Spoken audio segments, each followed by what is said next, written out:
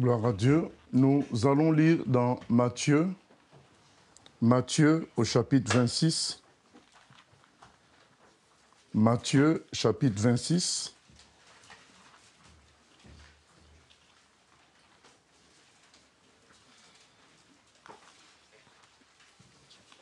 Matthieu, chapitre 26.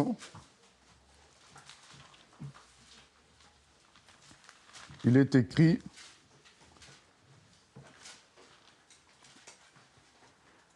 au verset 26. Matthieu 26, à partir du verset 26. Il est écrit ceci: pendant qu'il mangeait, Jésus prit du pain et après avoir rendu grâce, il le rompit et le donna aux disciples en disant: prenez, mangez, ceci est mon corps. Il prit ensuite une coupe et après avoir rendu grâce, il la leur donna en disant: buvez-en tous, car ceci est mon sang, le sang de l'alliance, qui est répandu pour beaucoup pour le pardon des péchés. Je vous le dis, je ne boirai plus désormais de ce fruit de la vigne, jusqu'au jour où j'en boirai du nouveau avec vous dans le royaume de mon Père.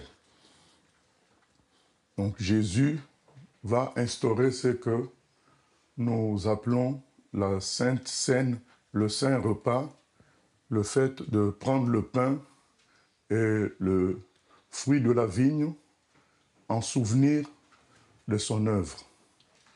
Mais tout ça peut paraître théorique, vague. Et pourtant, c'est ça l'essentiel du christianisme. Le christianisme, c'est le fait que Jésus, le Fils de Dieu, est descendu du ciel pour venir sauver toute l'humanité en se livrant lui-même. En se livrant lui-même, Dieu n'a pas eu d'autre choix que d'envoyer son Fils sous la forme d'un homme pour qu'il prenne la place des autres hommes dans la condamnation à cause du péché que nous avions. Donc, les humains, il est écrit dans Romains 3, 23, nous avons tous péché et nous sommes privés de la gloire de Dieu. Nous avons une substance en nous qu'on appelle le mal et qui nous voue à la destruction totale et éternelle, pas juste une destruction, l'annihilation, non. Une souffrance, une destruction éternelle, puisque nous sommes des créatures éternelles, nous ne pouvons pas être détruits complètement. Il ne nous reste qu'à nous confiner dans un endroit d'où nous ne sortirons jamais, mais un endroit qui détruit le mal en quelque sorte, le feu qui contient le mal, qui empêche le mal de s'exprimer. Donc c'est ça l'enfer, c'est ça le feu éternel. C'est un endroit de feu comme lorsqu'on veut aseptiser les instruments en médecine ou lorsqu'on veut purifier des minerais dans d'autres domaines, on les met toujours dans le feu. C'est le feu qui contient, qui empêche le mal, les virus, toutes sortes de mal de s'exprimer. Et c'est ça le feu éternel, c'est pour isoler le mal de sorte que le monde qui reste ne soit qu'allégresse, joie, paix et bonté, sans contamination. C'est ça le feu éternel. Et nous étions voués à cela à cause du péché qui est en nous. C'est ça le message de l'évangile. Et Dieu, dans son amour, n'a pas voulu, ne veut pas que les gens aillent dans cet endroit-là. Alors il a envoyé son Fils Jésus afin de nous sauver. De quelle manière? En prenant notre place dans la condamnation. C'est pourquoi il est venu pour être crucifié, humilié, frappé. En subissant cela, il vivait notre condamnation. Donc ce que nous devions subir d'une manière éternelle, lui il a vécu, puisque lui il était éternel, il a vécu pendant ces 33 ans-là, il l'a vécu à notre place. Et pour lui c'est comme s'il a vécu une forme d'éternité dans la souffrance pour nous remplacer. De sorte que quiconque croit en Jésus reçoivent le pardon des péchés et une nouvelle vie, la vie éternelle. C'est ça le message du salut. Mais ce message-là n'est pas toujours clair pour l'être humain. Et c'est pourquoi Dieu, non seulement il envoie son esprit pour nous expliquer ça, il prend des exemples concrets pour nous expliquer ça. Il prend donc l'image de ce pain, il dit, voici, ceci est mon corps que je livre pour vous. Il brise le pain et il leur partage. Il dit, je veux me livrer, donc mon corps va être livré pour vous. Il fait ça sous le symbole de ce pain dont tout le monde peut bénéficier. Et ensuite, il dit, en parlant du jus de raisin ou du vin, tout ce que nous voulons, il dit, ceci est mon sang coulé afin que tous puissent recevoir le pardon des péchés. C'est ça que Jésus exprime à travers les versets que nous venons de lire. Voilà, ceci est mon corps livré pour vous. Mais je l'ai dit précédemment, c'est que Dieu veut que nous comprenions cette affaire parce que c'est capital, c'est puissant, c'est salutaire. Il faut que nous comprenions, ce n'est pas de la blague, ce n'est pas une philosophie, c'est une réalité. Le Fils de Dieu livre son corps pour le salut de l'humanité. Il fait couler son sang pour le pardon des péchés de toute l'humanité. Et Jésus, qui est un grand pédagogue, a permis une affaire qui va nous rendre clair ce qu'on vient de lire dans Matthieu 26. Et cette explication se trouve dans Jean chapitre 6, où il explique à l'avance. Donc, il crée un événement qui va permettre aux disciples plus tard de comprendre les dernières paroles. Voici mon corps que je livre pour vous. Nous lisons dans Jean chapitre 6. Jean chapitre 6. On commence à partir du premier verset. Jean chapitre 6, à partir du premier verset, il est écrit ceci. Après cela, Jésus s'en alla de l'autre côté de la mer de Galilée, ou mer de Tibériade. Une grande foule le suivait parce qu'elle voyait les miracles qu'il opérait sur les malades. Jésus monta sur la montagne et là il s'assit avec ses disciples. Or, la Pâque, la fête des Juifs, était proche. C'était quoi la Pâque, la fête des Juifs? C'était une fête que Dieu avait ordonnée pour rappeler le souvenir de la libération, de la sortie d'Égypte. Comment ils sont sortis d'Égypte? Au fait, malgré tout ce que Moïse a fait comme miracle, le pharaon d'Égypte a refusé de laisser partir les enfants d'Israël. Moïse a transformé le Nil en sang. Malgré ça, le pharaon a résisté. Moïse a éteint le soleil. Donc pendant le jour, le soleil s'est éteint. Malgré ça, le pharaon a résisté. Moïse a fait d'autres miracles encore. Et faire tomber la grêle, le feu du ciel. Malgré tout cela, pharaon a résisté. Alors il restait une seule chose, c'était prendre le fils aîné. C'est ça qui devait briser l'orgueil de pharaon. Mais Dieu, quand il envoie sa puissance pour prendre les fils aînés, puisque les enfants d'Israël étaient dans la même région, mais il fallait qu'eux ils soient épargnés. Et comment ils devaient être épargnés? Ils devaient être épargnés en mettant le sang d'un agneau sur le linteau de leur porte. Et donc l'ange de la mort, en passant, quand il verra ce sang-là, il ne touchera pas aux enfants d'Israël. C'est comme ça qu'ils ont été épargnés. Et ce jour-là, comme Dieu savait qu'il allait vaincre Pharaon ce jour-là, il leur a dit de manger du pain sans levain à la hâte pour se préparer à s'en aller. Et donc Jésus, quand on dit, nous venons de lire, la Pâque est proche, au fait, et c'est la même chose qu'on a lu dans Matthieu 26. Dans Matthieu 26, quand il dit ceci est mon corps, c'est le jour de Pâques. Donc il restait 2 jours environ, que ce soit le jour de Pâques. Donc il s'identifie au pain de l'Ancien Testament, qu'ils ont mangé de pain sans levain pour avoir de la force pour s'en aller, pour sortir d'Égypte. Et le sang dont il parle dans Matthieu 26 s'identifie au sang de l'agneau qui a été mis sur le linteau dans l'Ancien Testament. Donc, il est, lui, la vraie Pâque. La Pâque de l'Ancien Testament n'était que la sortie d'Égypte. Mais Jésus est la vraie Pâque qui nous sort de l'esclavage du diable pour nous amener au ciel. C'est ça que Jésus veut expliquer aux enfants d'Israël. Donc, il le fait à chaque fois à Pâques. Donc, tout se fait à Pâques pour dire, c'est moi la vraie Pâque désormais. L'ancienne Pâque, c'était une image de ce que moi je vais faire. Voilà. Et là, nous arrivons donc dans Jean chapitre 6. Nous sommes encore proches de la Pâque. Qu'est-ce qu'il va faire alors que nous sommes proches de la Pâque? Il va faire un miracle qui va rappeler, au fait, et la Pâque et ce qu'il va faire plus tard en livrant son corps et en faisant couler son sang. C'est dit, or la Pâque, la fête des Juifs était proche. C'était pour que les disciples fassent la relation entre la Pâque et ce qui va se passer.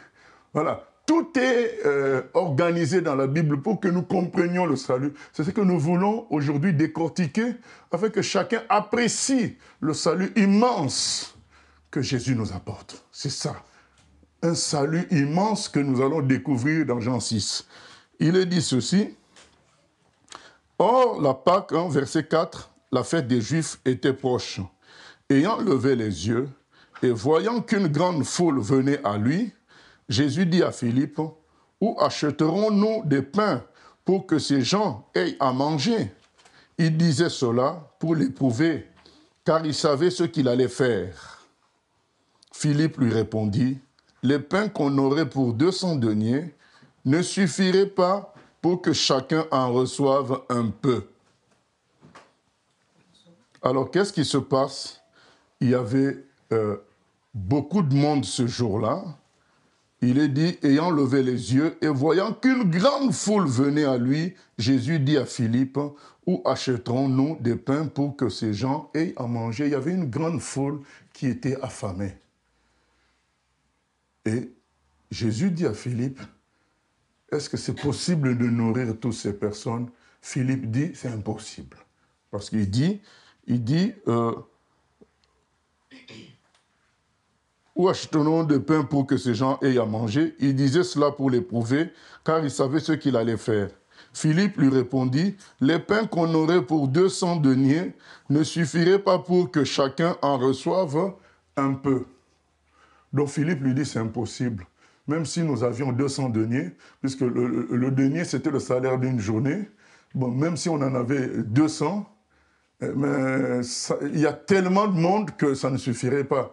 Et maintenant, admettons que nous avons 200 deniers. Où trouverions-nous des boutiques, des boulangeries pour acheter tout ce pain-là? C'est impossible. Même si on a aujourd'hui 10 000 euros, ben, dans une zone de rayon 3 km, on ne pourra pas acheter de pain pour 10 000 euros. C'est impossible. Voilà, c'est ce que Philippe fait comprendre à Jésus. C'est impossible. Vous savez, cette foule, c'est l'humanité. L'humanité qui est perdue, affamée de perdition, qui souffre de péché et qui finira mal le jour du jugement. C'est cette foule. Et Jésus dit, est-ce que c'est possible de sauver ces gens? Philippe dit, c'est impossible. Il y a trop de monde. Il y a trop de monde. C'est impossible. Et même si nous avions 200 deniers, ça ne suffira pas. C'est vrai, bien-aimés, lorsque nous regardons toutes les méchancetés qu'il y a dans le monde, qui peut penser que le monde soit sauvé? Lorsque nous regardons les guerres, les règlements de compte entre les jeunes dans les quartiers, l'action des mafias dans les quartiers et partout, la criminalité à col blanc, c'est-à-dire les politiciens qui ne font que de magouilles, les chefs d'entreprise qui exploitent les gens et qui font de l'optimisation fiscale pour ne pas payer les impôts. Tout le monde est mauvais. Le salut viendra comment? Un humain réel qui contemple tout ça est désespéré. C'était le cas de Philippe. Il dit, mais il y a trop de monde, mais si tout le monde a faim, comment on va faire pour nourrir tous ces gens-là? C'est compliqué. Même si nous avions 200 deniers, quand nous regardons les maux de ce monde, il suffit de suivre Carl Zéro. Si tu n'es pas fort, tu tombes en syncope. Carl Zéro, il décrit comment les enfants sont traités comme des animaux, ils sont consommés, les enfants, dans tous les pays du monde. Il y a des organisations de maltraitance et de viol d'enfants. Carl Zéro explique tout ça, c'est ça son travail. Il dit, je me consacre à dénoncer ça pour que ça s'arrête. Des pauvres enfants dans le monde entier. Il y a des systèmes de politiciens pour les enlever, les sacrifier dans leurs rituels sectaires ou pour les consommer comme de produits sexuels. Des enfants, parfois de 2 ans. Mais il faut suivre ça pour comprendre que le monde est pourri. Alors quand on voit ça, on se dit, il y a un chanteur du monde qui a dit, la solution, c'est la destruction totale. Bob Marley, il avait dit, la solution, quand on voit le mal dans le monde, c'est la destruction totale. Si on détruit tout, là au moins on est sûr qu'on a supprimé le mal. Voilà. C'est ça le feu éternel, l'enfer. Donc si au moins on détruit tout, là on est sûr qu'on a supprimé le mal. Mais Dieu a dit non, je ne veux pas détruire, je veux sauver. C'est ça le message d'aujourd'hui. Malgré la quantité de mal dans le monde, malgré le niveau du mal agissant en nous tous, il y a un salut possible. Le salut est possible. C'est ce que Jésus-Christ est venu apporter. Et Jésus dit à Philippe, est-ce que c'est possible? Philippe dit, c'est pas possible. Mais il est écrit que Jésus savait ce qu'il allait faire.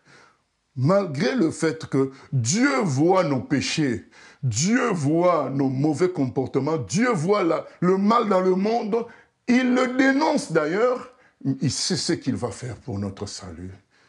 Il allait envoyer, dans Matthieu 26 qu'on a lu, Jésus dit, voilà mon corps livré, voilà mon sang donné. Eh bien, c'est ça la solution de Dieu pour l'humanité, le corps de Jésus qui est livré, son sang qui coule pour que nos péchés soient pardonnés. Mais c'est ça cette solution qu'il représente dans cette affaire de multiplication des pains qu'on va voir là. Nous continuons, verset 8. Un de ses disciples, André, frère de Simon-Pierre, lui dit, « Il y a ici un jeune garçon qui a 5 pains d'orge et 2 poissons. Mais qu'est-ce que cela pour tant de gens ?» Une fois de plus, les gens font le constat que c'est impossible. Il y a un petit qui a 5 pains, 2 poissons, mais il y a 5000 personnes. Voilà. Malgré tout ce qu'on peut faire, l'ONU, pour qu'il y ait la paix dans le monde, il y a les guerres et les gens continuent à s'armer davantage. Les hôpitaux essayent de régler le problème de la maladie, mais allez-y faire un tour. Vous allez voir la queue qu'il y a pour voir les médecins. Tellement les gens sont malades toujours. Vous allez voir combien des gens, si vous avez déjà fait un séjour à l'hôpital, vous allez voir combien de gens meurent. Vous pouvez avoir un voisin, 3 jours après, il s'en va. Parce qu'il est mort. Malgré tout ce qui est fait pour rendre la vie agréable, côté nourriture, côté plaisir, essayez de vérifier les statistiques des suicides. Les gens qui sont surtout dans ces choses-là de libertinage, essayez de vérifier combien de gens qui font la pornographie, ils meurent de suicide. Les gens qui font la musique, ils meurent de suicide. Donc malgré tout ce qui est fait pour embellir la vie sur Terre, le nombre de suicides augmente. Donc il y a 5 pains, 2 poissons, mais ça va faire quoi? Donc tous les efforts, les psychologues eux-mêmes, les psychiatres, consultent d'autres psychiatres. Il n'y a pas de solution. Donc 5 pains, 2 poissons, il y a là, mais ça va faire quoi? Mais Jésus dit, faites-les asseoir. Jésus dit, faites-les asseoir. Il y avait dans ce lieu beaucoup d'herbes. Ils s'assirent, donc au nombre d'environ 5000 hommes. Jésus prit les pains, rendit grâce et les distribua à ceux qui étaient assis. Il leur donna de même des poissons, autant qu'ils en voulurent. Lorsqu'ils furent rassasiés, il dit à ses disciples, ramassez les morceaux qui restent, afin que rien ne se perde. Ils les ramassèrent donc, et ils remplirent 12 paniers avec les morceaux qui restèrent des 5 pains d'orge, après que tous eurent mangé. Ces gens, ayant vu le miracle que Jésus avait fait, disaient, celui-ci est vraiment le prophète qui doit venir dans le monde. Jésus-Christ, il prend les 5 pains, il prie sur les 5 pains, ça se multiplie et tout le monde mange. Voilà le message de Dieu. Avec un seul homme, Jésus, Dieu a pu sauver toute l'humanité. Avec 5 pains, le Seigneur a pu faire manger toute une foule de plus de 5000 personnes. Et Jésus, c'est l'image de ces 5 pains qui peuvent sauver, lui, il peut sauver toute l'humanité, lui tout seul.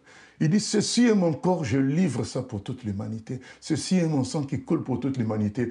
Et chose qui pouvait paraître comme impossible, Jean 6 nous montre que c'est possible. Avec 5 pains, on a pu nourrir plus de 5000 personnes. Et bien, avec le Fils de Dieu, toute l'humanité aussi également peut être sauvée. Et nous allons continuer la lecture, vous allez voir que Jésus va dire, finalement, c'est lui le véritable pain.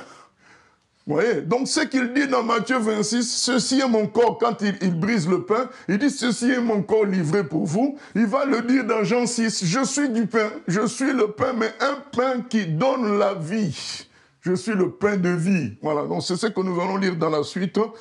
Quand il fait le miracle, les gens sont heureux, rassasiés, au-delà de leurs besoins. Donc ça montre la puissance du salut de Jésus. La puissance de Jésus nous saisit et produit de grandes choses au-delà de notre imagination. Nous sommes nous-mêmes surpris par ce qui s'est passé en nous. C'est ce que le salut de Jésus peut produire. Et il y a même des restes. Mais Jésus dit, attention, il faut ramasser tous les restes. Tout ce qui est de Jésus doit être consommé en quelque sorte, doit être pris en considération. Le salut de Jésus, ce n'est pas juste un ticket pour le ciel. Jésus est venu nous donner la paix. Il est venu nous donner la joie. Il est venu nous donner la guérison. Il est venu nous donner l'humilité, sa nature même. Quand il dit « ceci est mon corps livré pour vous », c'est-à-dire il faut que vous preniez ma nature en vous. Je vous livre ce que je suis pour que vous deveniez ainsi. Quand tu consommes Jésus, ça veut dire que tu crois en lui, tu crois en tout ce qu'il est et tu intègres ça dans sa vie. Donc rien ne doit être gaspillé. Que ce soit l'humilité de Christ, tu dois l'avoir. Tu dois avoir la bonté de Jésus, l'amour de Jésus, sa simplicité, sa puissance également. Rien ne doit être gaspillé, tout doit être pris en compte de ce que cette personne-là, le Fils de Dieu qui se livre pour nous. Alors, il va s'en suivre un débat.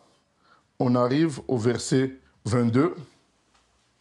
La foule qui était restée de l'autre côté de la mer avait remarqué qu'il ne se trouvait là qu'une seule barque et que Jésus n'était pas monté dans cette barque avec ses disciples, mais qu'ils étaient partis seuls. Le lendemain, comme d'autres barques étaient arrivées de Tibériade, près du lieu où ils avaient mangé le pain, après que le Seigneur y eut rendu grâce, les gens de la foule, ayant vu que ni Jésus ni ses disciples n'étaient là, montèrent eux-mêmes dans ces barques et allèrent à Capernaum à la recherche de Jésus. Et l'ayant trouvé au-delà de la mer, ils lui dirent « Maître, quand es-tu venu ici ?» Jésus leur répondit « en vérité, je vous le dis, vous me cherchez non parce que vous avez vu des miracles, mais parce que vous avez mangé des pains et que vous avez été rassasiés. Qu'est-ce que ça veut dire? Vous me cherchez non pas parce que vous avez saisi mon message, le message de Dieu à travers les miracles que je fais. Quel est le message de Dieu à travers les miracles que Jésus fait? C'est que tout le monde croit en Jésus. C'est ça le message de Dieu. Il dit, mais vous ne me suivez pas parce que vous avez saisi le message de Dieu à travers mes miracles, mais vous ne me suivez pas pour être satisfait, pour consommer du pain. Puisque j'ai multiplié du pain, vous voulez que je refasse encore le spectacle. Vous me suivez pour regarder encore, voir du spectacle. Vous ne me suivez pas parce que vous avez compris qu'en faisant ces miracles, je suis la personne que Dieu a désignée pour que, en croyant en moi, vous ayez la vie éternelle, vous alliez au ciel, vous soyez pardonnés de vos péchés, mais vous me suivez d'une manière mercantile. Vous voulez profiter de moi, vous voulez profiter des miracles que je peux faire, vous voulez profiter des pains que je peux multiplier. C'est malheureux. Et Jésus leur dit au verset 27, « Travaillez non pour la nourriture qui périt, mais pour celle qui subsiste pour la vie éternelle, et que le Fils de l'homme vous donnera. Car c'est lui que le Père, que Dieu lui-même a marqué de son sceau. » Ils lui dirent, « Que devons-nous faire pour accomplir les œuvres de Dieu ?» Verset 29, le message que tout le monde doit comprendre. Pourquoi Jésus a fait ces miracles? La réponse est verset 29. Jésus leur répondit, « L'œuvre de Dieu, c'est que vous croyez en celui qui l'a envoyé. » Jésus donc a fait tous ces miracles pour que nous croyions en lui. C'est ça le but. Quand il dit, « Ceci est mon corps livré pour vous », comment il se livre? Comment nous recevons le fait que lui il se livre? C'est en croyant en lui, en l'intégrant à tous les domaines de nos vies et surtout en le prenant comme notre Sauveur et Seigneur, celui qui livre sa vie pour que nous soyons sauvés. Il dit, c'est ça, si vous voulez plaire à Dieu, l'œuvre de Dieu, c'est que vous m'intégriez totalement dans votre vie. Vous vous laissiez sauver par moi. C'est ça que Jésus leur donne comme explication. Maintenant, ces gens-là, comme eux, ils voulaient le pain physique, ils ne voulaient pas ce que Jésus leur apportait spirituellement, ils voulaient, eux, profiter. Ils voulaient du pain. Ils voient que Jésus commence à les amener dans une autre piste. Ils créent des problèmes. Verset 30, ils disent, « Quel miracle fais-tu donc, lui dirent-ils, afin que nous le voyions et que nous croyions en toi? Que fais-tu » Mais pourtant, quand nous avons commencé le texte, nous avons lu que les gens suivaient Jésus. Pourquoi? À cause des miracles qu'ils avaient vus. Quand on a commencé le texte, c'est ce qui est écrit. Il est dit au verset 2, « Une grande foule le suivait parce qu'elle voyait les miracles qu'il opérait sur les malades. » Donc, les gens suivaient Jésus déjà à cause de ces miracles. Et, deuxième miracle extraordinaire, ils ont mangé du pain. D'ailleurs, c'est pourquoi ils le cherchent. Donc, à partir de 5 pains et 2 poissons, plus de 5000 personnes ont été nourries. Mais voilà qu'ils lui disent, fais-nous encore un miracle. Ça devient du spectacle. Ça devient de l'amusement. Et Dieu ne tombe pas dans cet amusement-là. Il y a des chrétiens qui demandent toujours des miracles. Ils en ont vu. Ils ne veulent pas croire. Ils veulent encore un miracle pour davantage croire. Non. Tu as déjà vu des choses. Tu sais qui est Jésus. C'est à toi maintenant de croire. C'est à toi de confier ta vie au Seigneur pour entrer dans le but pour lequel Dieu a permis que Jésus fasse les miracles. Dieu a voulu que Jésus fasse les miracles afin que ce soit clair que c'est lui l'envoyé de Dieu. C'est ce qu'il dit au verset 29. Jésus leur répondit, l'œuvre de Dieu, c'est que vous croyez en celui qui l'a envoyé, que ça soit clair. Maintenant que tu vois clairement que c'est lui l'envoyé, mais tu dois croire. Tu dois intégrer cet envoyé dans toute ta vie pour que ta vie change, soit transformée et surtout pour que tu ailles au ciel. Voilà le travail du Seigneur. Maintenant, ces gens lui disent, oh, tu ne penses pas que nous allons être impressionnés par les pains que tu as multipliés, hein? Parce que nous, nos ancêtres, verset 31, ils disent, nos ancêtres ont mangé la manne dans le désert. selon ce qui est écrit. Il leur donna le pain du ciel à manger. Donc ils veulent dire à Jésus, oui, c'est vrai que tu as multiplié le pain, mais il y a eu un miracle plus grand que le tien dans l'Ancien Testament. Il y a du pain qui tombait du ciel carrément, la manne. Que dis-tu de cela? Tu te crois qui? Puisqu'il y a déjà eu un miracle de ce genre-là. Mais Jésus va leur dire ceci, verset 32. Jésus leur dit, en vérité, je vous le dis, Moïse ne vous a pas donné le pain du ciel, mais mon Père vous donne le vrai pain du ciel. Jésus leur dit, la manne n'est pas le pain du ciel. C'est une affaire physique. Pour vous, ça vient d'en haut. Hein, ça vient comme de la pluie du ciel, mais c'est terrestre. La manne, c'est terrestre. Moi, je viens du ciel, moi, Jésus. C'est ça la différence. Il dit, attention, la manne est un miracle, mais terrestre. Mais le vrai pain du ciel, c'est moi. C'est ça que Dieu veut vous donner. Dieu vous a donné la manne pour que vous compreniez après, quand moi je viendrai, c'est quoi le pain du ciel. Il dit, au verset 33, « Car le pain de Dieu, c'est celui qui descend du ciel et qui donne la vie au monde. » Il dit, le vrai pain de Dieu, ce n'est pas pour remplir le ventre. Dieu n'a pas besoin. Remplir le ventre ne sauve personne. Manger, ça n'a jamais sauvé quelqu'un. Même les condamnés à mort mangent, mais ils ne sont pas sauvés. Et Jésus dit, le vrai pain, ça sauve, ça donne la vie. C'est moi qui suis le vrai pain venu du ciel, qui peut te transformer et te donner la vie éternelle. Verset 34, il lui dit, Seigneur, donne-nous toujours ce pain. Jésus leur dit, mais c'est moi ce pain-là, je suis le pain de vie. Et ils voulaient encore toujours le pain physique et Jésus produise encore du pain devant eux. Jésus dit, mais c'est moi ce pain-là. Je suis le pain de vie, verset 35. Celui qui vient à moi n'aura jamais faim et celui qui croit en moi n'aura jamais soif. Mais je vous l'ai dit, vous m'avez vu, et vous ne croyez point. Tout ce que le Père me donne viendront à moi, et je ne mettrai pas dehors celui qui vient à moi. Car je suis descendu du ciel pour faire non ma volonté, mais la volonté de celui qui m'a envoyé. Or, la volonté de celui qui m'a envoyé, c'est que je ne perde aucun de tout ce qu'il m'a donné, mais que je les ressuscite au dernier jour. La volonté de mon Père, c'est que quiconque voit le Fils et croit en lui ait la vie éternelle, et je le ressusciterai au dernier jour. Il dit, c'est ce qui va se passer si vous me consommez, moi.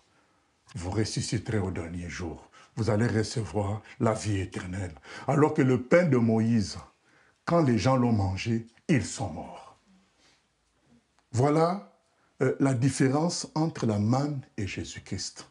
La manne, malgré le fait que les gens ont mangé la manne, ils sont morts. Mais Jésus dit, mais moi, si quelqu'un me mange, il croit en moi, il m'intègre dans sa vie, il est transformé. Et il est transformé pour l'éternité. Donc même s'il meurt, la mort ne devient qu'un passage pour aller dans l'éternité. Ce n'est pas comme le pain de Moïse qui ne donne pas la vie éternelle. Et tu meurs, tu vas quand même en enfer. Il dit, moi c'est différent, je suis le véritable pain venu du ciel. Donc Jésus, la parole qu'on a lue en introduction dans Matthieu 26, il explique dans ce Jean 6, à travers le miracle des pains qui sont émiettés, parce que quand Jésus prend le pain pour le multiplier, il brise ces pains-là. C'est émietté. Donc Jésus-Christ a été émietté par Dieu pour que le monde entier ait une part de lui. Chaque humain ait une part pour être sauvé. Et cela en abondance, parce que nous avons vu qu'il y a eu des restes ces jours-là. Jésus, les 5 pains représentent Jésus lui-même, dont la vie est répandue pour que chaque humain soit sauvé. Mets-toi à la place des gens qui étaient affamés ce jour-là. Mais Jésus-Christ les a tous rassasiés. Et aujourd'hui, il peut nous rassasier, nous tous, quel que soit le nombre que nous sommes. sur la terre, il peut rassasier tout le monde par sa vie qui a été livrée à la croix. Et pour entrer dans cela, il suffit de croire. Mais voyons l'amour de Dieu qui l'amène à briser son propre fils pour nous. C'est ça l'amour de Dieu. Jésus a été brisé pour que nous tous nous ayons la vie. Comment résister à un tel amour? Où a-t-on vu un tel amour? Comment jusqu'aujourd'hui tu n'arrives pas à livrer ta vie comme Jésus l'a fait pour toi? Il a donné sa vie. 5 pains, les 5 pains ont été brisés. Eh bien, Jésus, c'est la même chose. Il a été brisé afin que nous tous, nous recevions la vie. Et c'est ça qu'il veut que nous comprenions. Quand il a fait ce miracle-là de 5 pains, il voulait que les gens comprennent ça. Que lui va maintenant être livré pour que nous tous, nous ayons la vie. Mais les êtres humains résistent encore. Il faut comprendre que sans Jésus, le salut n'est pas possible. On l'a vu au début de ce miracle. Philippe a dit à Jésus, c'est impossible. Même si nous avions 200 deniers, c'est impossible. Eh bien, c'est le cas pour l'être humain. Même si tu es né dans un palais royal, le salut est impossible. Même si là où tu vis, on peut manger sur le sol de la maison parce que c'est tellement propre, ça ne te donnera pas le salut. Il y a des gens comme Michael Jackson qui est parti vivre au 70e étage pour respirer un air pur, mais il est quand même mort. Il n'a même pas dépassé 60 ans. Et il est mort d'une mort horrible, presque du suicide, en s'injectant du propofol. Philippe nous répond que le salut est impossible. Dit on ne peut pas, même si on avait 200 deniers. Il n'y a pas de salut en dehors de Jésus. Ni le mariage, ni les enfants, ni les parents, ni l'argent, ni tout ça, ça ne va pas te donner le salut. Philippe a dit c'est impossible, mais Jésus a dit stop, c'est possible, c'est moi qui vais être le pain de salut livré, mon corps pour que tous les humains soient sauvés. C'est l'occasion encore aujourd'hui que Dieu nous donne de croire en lui. Pas de faire quelque chose, mais de croire. On ne te demande pas aujourd'hui de faire quelque chose. Croire. Vous savez, beaucoup ne sont pas à 100% avec Jésus parce qu'ils ont du mal à croire tout ce qui est écrit. Ce n'est pas parce qu'ils ne veulent pas. C'est parce qu'ils se réservent un espace où l'homme peut faire. Parce qu'ils ont du mal à croire que Dieu a tout pris en charge. Mais ce jour-là, c'est Jésus qui a tout pris en charge. Les gens ont mangé à satiété. Il y avait une telle abondance qu'il y a eu 12 paniers. 12 paniers de restés. Et je peux vous dire que s'il y a eu 12 paniers, des morceaux qui ont été ramassés, ne vous en faites pas, nous connaissons les humains. Hein. Chacun avait son petit perroir à côté qui a réservé les choses, du pain, du poisson qui ont mis à côté. Mais malgré le fait que chacun a mis des choses à côté, il y avait encore 12 paniers à ramasser. C'est pour nous montrer l'abondance de la vie en Christ. Alors, beaucoup ne sont pas sûrs de cette abondance. C'est pourquoi ils viennent à Christ à moitié. À 20%, à 30%, s'assurant qu'ils ont le ticket pour le ciel, mais le reste de leur vie est une vie misérable et difficile, parce qu'ils n'ont pas voulu tout lâcher. Jésus a dit qu'on ramasse tout, qu'il n'y ait pas de gaspillage. Donc, c'est que la personne de Jésus, quand tu le reçois pour être sauvé, eh bien, tu dois tout prendre. Quand tu ne prends pas tout, tu te crées des problèmes dans beaucoup de domaines. Tu dois tout prendre. Il dit qu'il ne doit pas y avoir de gaspillage. Je me suis livré à vous afin que vous bénéficiez de tout ce que je suis. Prendre juste une partie va te créer des problèmes. Tu prends la puissance, mais tu négliges le mérite de Jésus. Tu prends la vérité, mais tu négliges l'amour. Mais ce n'est pas possible. Jésus, il faut le prendre totalement. Tu prends le sang pour aller au ciel, mais tu négliges le pain, ce qu'il est lui-même pour que ta vie soit semblable à la sienne, eh bien, tu auras des difficultés. Tu auras des difficultés. Il dit, ramassez tout. Aujourd'hui encore, Dieu veut nous donner cette occasion de tout prendre de Jésus. Juste en croyant. Juste en croyant. Regardons combien les vies des chrétiens d'aujourd'hui sont ternes, sans puissance, sans rayonnement, sans gloire, parce qu'ils n'ont pas pris tout ce que le monsieur, lui, s'est livré totalement. Mais toi, tu as pris un peu seulement. Alors que lui, il s'est livré totalement. Il dit, ceci est mon corps livré pour vous. Après ce miracle, il n'y avait plus les 5 pains. Tous les 5 pains étaient utilisés pour multiplier afin que les gens mangent à satiété. Ceci est mon corps livré pour vous. Il s'est livré totalement. Mais il y a des gens qui choisissent. Je prends juste le ticket pour le ciel, mais ma vie, je la dirige comme je veux. Mais c'est toi qui vas perdre. Tu vas aller de dépression en dépression, de colère en colère, de déception en déception, parce que tu ne veux pas prendre tout de ce qui est Jésus-Christ. Jésus s'est livré. Ce que tu penses impossible dans ta vie, à partir d'aujourd'hui, comprends que Jésus s'est livré totalement pour tout cela. Il s'est livré totalement pour que tu sois libéré de tout péché. Il s'est livré totalement pour que tu sois libéré même de la sorcellerie. Parce que les gens pensent que quand ils ont fait un contrat avec le sang, c'est fini, c'est irréversible. C'est réversible à cause du sang de Jésus-Christ.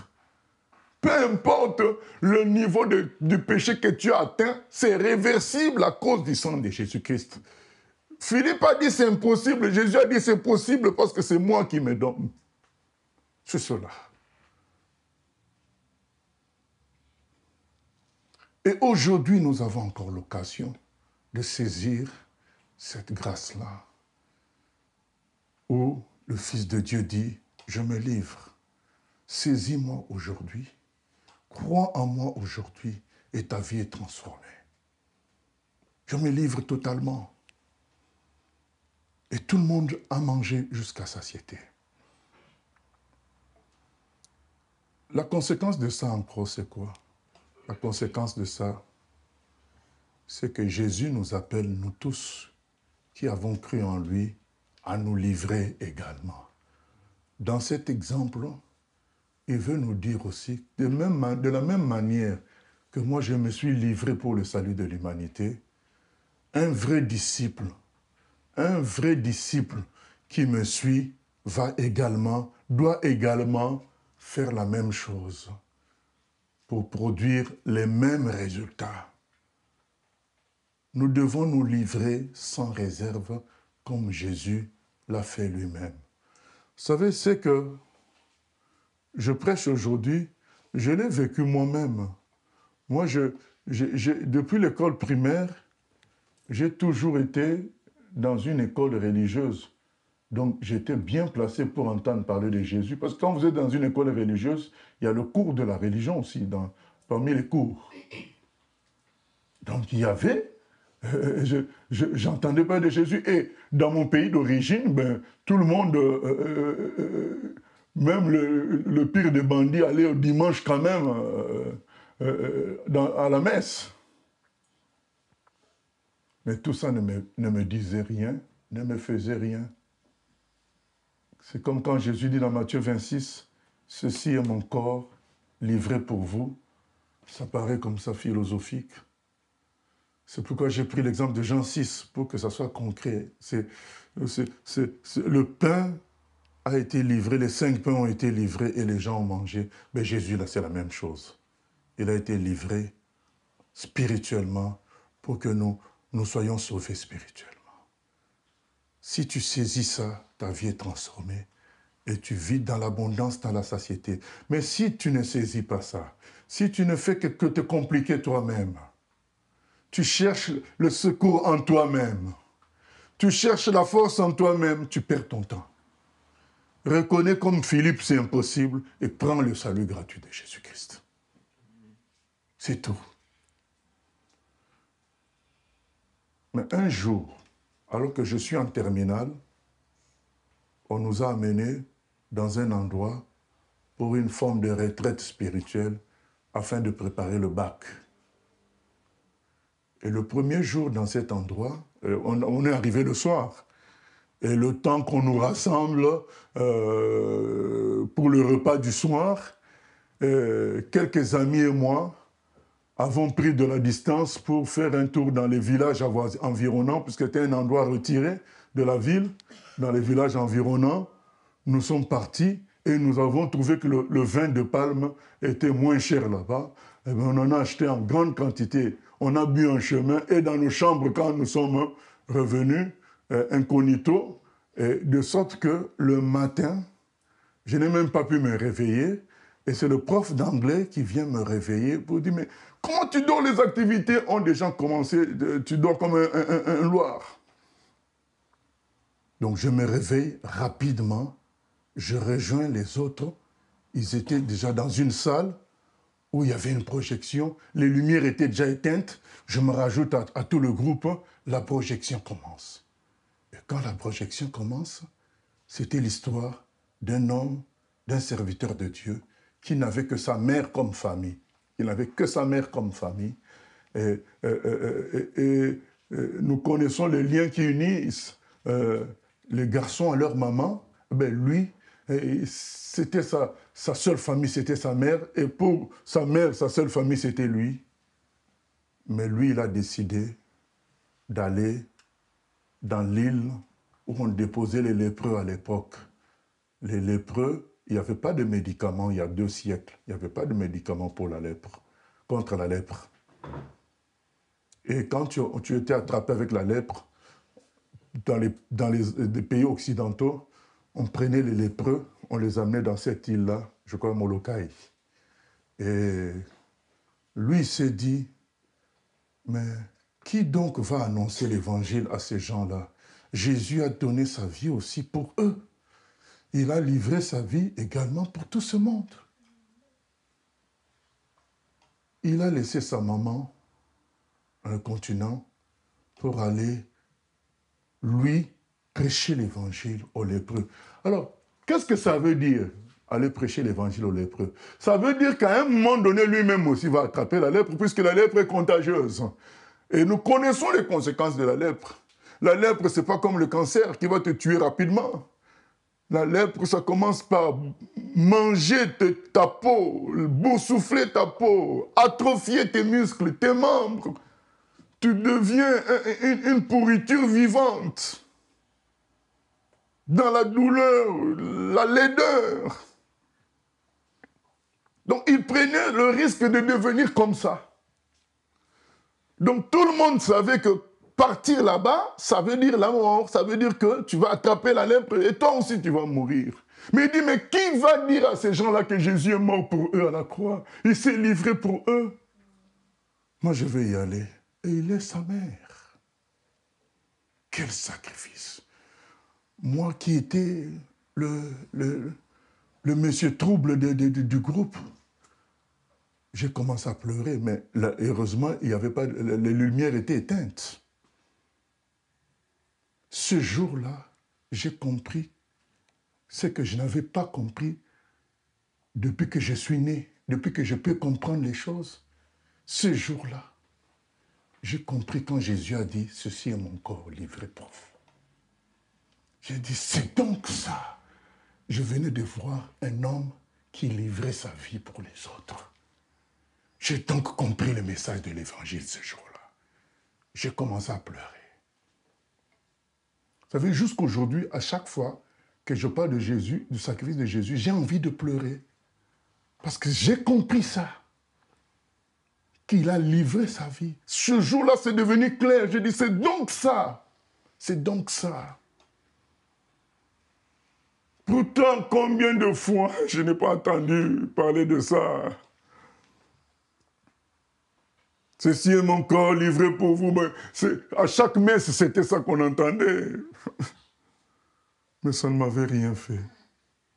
Mais ce jour-là, quand j'ai vu un homme livrer sa vie, c'est devenu clair. Tiens, mais c'est donc ça que Jésus a fait pour nous. J'ai commencé à pleurer jusqu'à la fin du film. Vous savez que quand le chef de cet homme-là est venu le visiter, le chef était dans un grand bateau, dans un grand paquebot en haut. Et lui, il est venu avec une barque, puisque comme il avait déjà attrapé la lèpre. Et avant d'attraper la lèpre, les lépreux le frappaient. Parce que lui, quand il vient dans l'île, il a une belle peau. Il est encore normal. Et les lépreux, l'être humain est jaloux quand il voit que l'autre est bien. Les lépreux n'étaient pas heureux de le voir beau, bien. Alors, ils le maltraitaient. Mais lui, il les soignait, il leur prêchait l'évangile. Combien de chrétiens répondent au mal par le bien? Même dans cette salle. On te fait le mal, mais toi, tu réponds par le bien. Cherchons. Nous allons voir qu'il y en a peut-être 15% seulement. Ils n'ont pas intégré Jésus. Ils ont pris juste un ticket pour le ciel. Mais dès qu'on leur fait du mal, ils répondent par le mal. On leur fait du mal, ils se fâchent. Mais cet homme-là, les lépreux le frappaient. Mais lui, il est soigné. Comme son maître, qui a été injurié, critiqué, mais qui mourait quand même pour les gens qui le critiquaient, qui l'injuriaient. Exactement. Il a tout mangé de Jésus. Et donc, quand son chef vient, lui, il est dans le paquebot fouillant. Il reste en haute mer, enfin en haute mer, loin de l'île.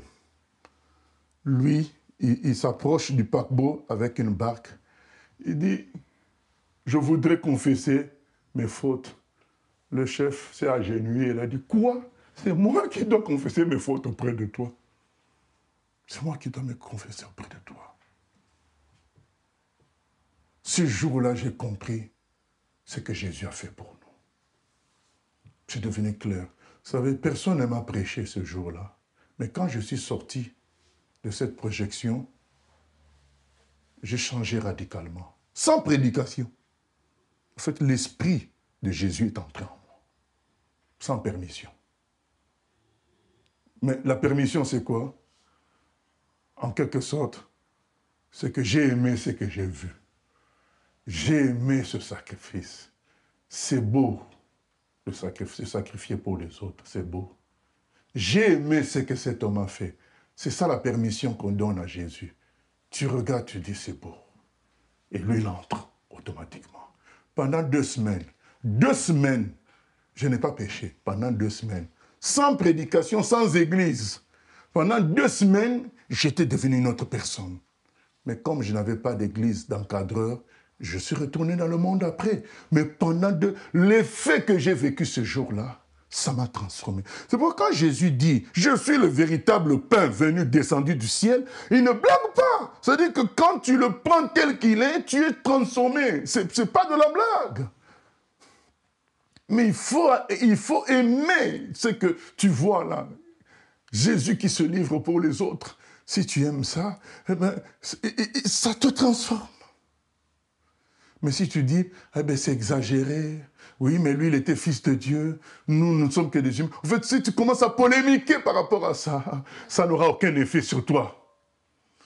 Mais si tu dis, oh, c'est extraordinaire, c'est beau, automatiquement, ça te change. C'est comme ça que j'ai compris. Et aujourd'hui, beaucoup de personnes ont besoin de comprendre Jésus à travers toi. Comment toi, tu vas livrer ta vie comme lui. C'est là qu'eux, ils comprennent, non, ceci est mon corps livré pour vous. Parce que sinon, ça reste comme de la philosophie. Qu'est-ce que ça veut dire? Vous savez, quand Jésus avait dit à Nicodème, il faut naître de nouveau, Nicodème a dit, mais ça veut dire quoi? Je ne veux pas retourner dans le ventre de ma mère, vous voyez? Et donc, c'est la même chose. Il y a l'Esprit de Dieu qui explique, mais l'Esprit de Dieu utilise les humains pour expliquer. Et c'est quand nous aurons une vie livrée comme Jésus s'est livré, que les gens vont comprendre. Ah, c'est donc ça. Aujourd'hui, les chrétiens passent leur temps à exiger aux autres de bien se comporter. Non, Jésus, lui, s'est bien comporté, lui, pour se livrer pour les autres. Et c'est son comportement qui a transformé tout ce monde-là, qui continue à transformer les gens jusqu'aujourd'hui. Mais il cherche des supports dans lesquels lui va se manifester pour que les gens voient. Comme ça s'est fait pour moi, quand j'ai vu cet homme, j'ai vu le Seigneur. J'ai compris ce qu'il avait fait. Ceci est mon corps livré pour vous. J'ai vu ça en direct. J'ai dit, c'était donc ça. C'est ce qu'ont fait des amis missionnaires depuis des siècles. Ils vont dans des endroits où il y a même des cannibales. Ils livrent leur vie parce qu'ils imitent leur maître. Et les gens voient, ils comprennent l'évangile à travers eux. Nous devons imiter notre Seigneur. Après avoir reçu le Seigneur, il ne faut plus qu'il y ait de gaspillage. Tout ce qui est de lui doit être vécu par nous. Choisi et vécu par nous. C'est comme ça que le monde verra briller la gloire de Jésus. Que Dieu nous aide au nom de Jésus-Christ.